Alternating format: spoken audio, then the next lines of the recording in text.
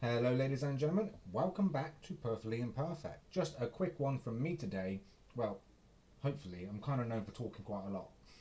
Let's talk about our communication with our dogs and how we actually argue with them as another human being, but in a way that they don't actually understand. Let me give you some examples. Let's get into this.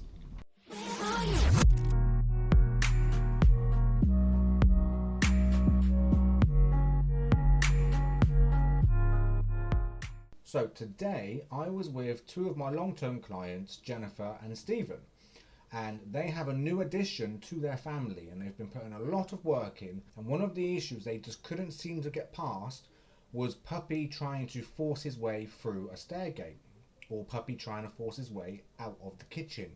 After a walk today, they asked me to come by and observe and to see what we can actually do. And the first thing that I noticed was as soon as Jennifer tried to leave the kitchen or tried to go out of the stair gate, Puppy started walking towards the gate, and Jennifer, instead of actually closing the gate, tried to block it with her legs. Now, of course, to Jennifer, she's saying no, no, no, and blocking, and in a human term, that is very much good communication. But in a dog's term, she wasn't actually saying no. And here's why. Humans, we argue with our children, with our friends, with our partners, husbands, wives, and essentially any argument comes down to one person saying yes, the other one saying no. Yes, no, yes, no, yes, no. Dogs, on the other hand, they don't typically argue in this fashion. Have you ever seen a dog with a rope or a chew or some type of toy, and another dog has approached and essentially asked to share? Before the growling or before any sort of escalation, what you will see is the dog who already has the toy will generally turn away while holding it. Next, you may see the freezing of the body, or you may hear a grumble or growl or see some teeth. But 1 or 2 seconds before the escalation into a growl or stronger body language, you will notice that the dog with the rope is purely just turning away or holding its head away. Again, what does this mean? There's no discussion or debate. It's a full stop. And that's how dogs tend to argue, or that's how dogs tend to communicate. They don't stand there saying yes, no, yes, no, yes, no. So again, back to Jennifer going out the stair gate. She was saying no, but the gate was still open. No. Yes. No. Yes. No. Yes. Leaving room for the puppy to then say yes. And as she tried to block, he then started to push through. As she pushed back, he pushed more. As he pushed through, she pushed back, so then he pushed through more. Very important, guys. We need to remember in all situations, muscle meets muscle.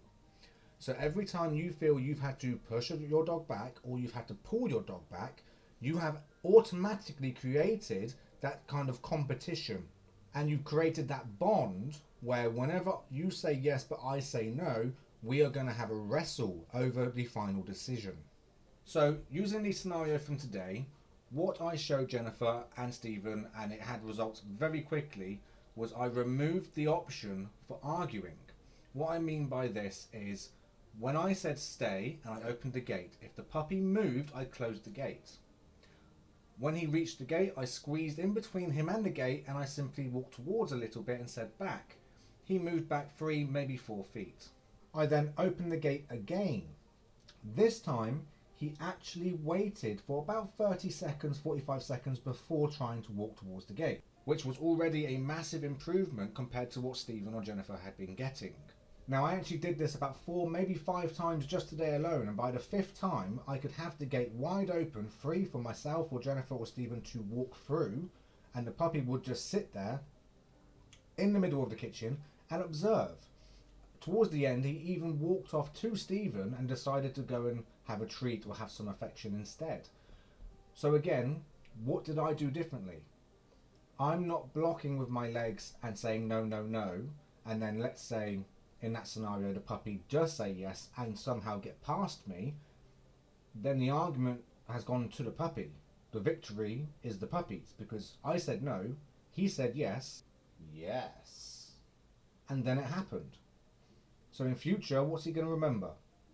I don't have to listen. I do what I want when I want, and I can just force and use muscle to get through any type of barrier. We don't want that relationship. Remember that, guys. Every time you've had a situation or scenario where you've been saying one thing, but your pup or your dog has been saying another, which one was the final conclusion at the end? So, every time you're trying to communicate something with your pup, just take a step back afterwards and think to yourself, what was I truly communicating there? So again, although Jennifer was saying no, although Jennifer was blocking the gate, the puppy was still pretty much getting through. In fact, I believe at one point he did get halfway through. So if we take a step back and look at that now, he wasn't receiving any communication that one, he understood, or at the very least, he didn't receive any information that he actually cared about. That was just one scenario that I saw today that I thought might be a helpful video for you guys. Please let me know down below if you did find it helpful. Please subscribe if you found any value in this video. Maybe even give a thumbs up, and I will see you next time. Thank you for watching.